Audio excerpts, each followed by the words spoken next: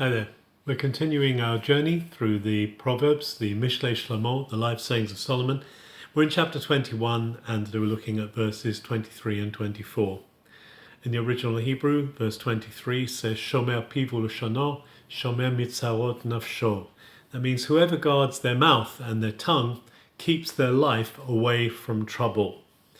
When James, the brother of Jesus, later writing in his letter, writes instructions in the 3rd chapter of his letter about guarding against misuse of the tongue, he's drawing on an already long established wisdom in the Jewish tradition that is encapsulated in this verse.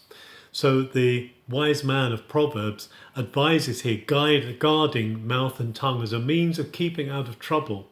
How much damage is done, James says later, by a hastily spoken word. It's like setting something on fire. It's like a spark. And therefore, when we guard our mouth and we guard our tongue, we keep our life away from trouble.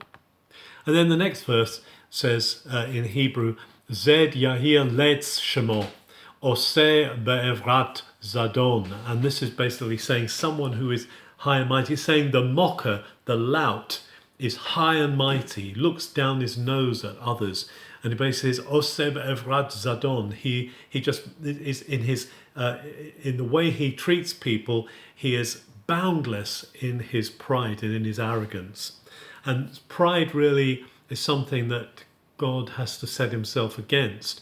It says in the scriptures, God sets himself against the proud. He brings down the proud. Because before God, we are to be humble. Before God, we are to bow and to lower ourselves because God is the one who has made us. But here, this is depicting the haughty, the high and mighty, the proud, the one who won't bow.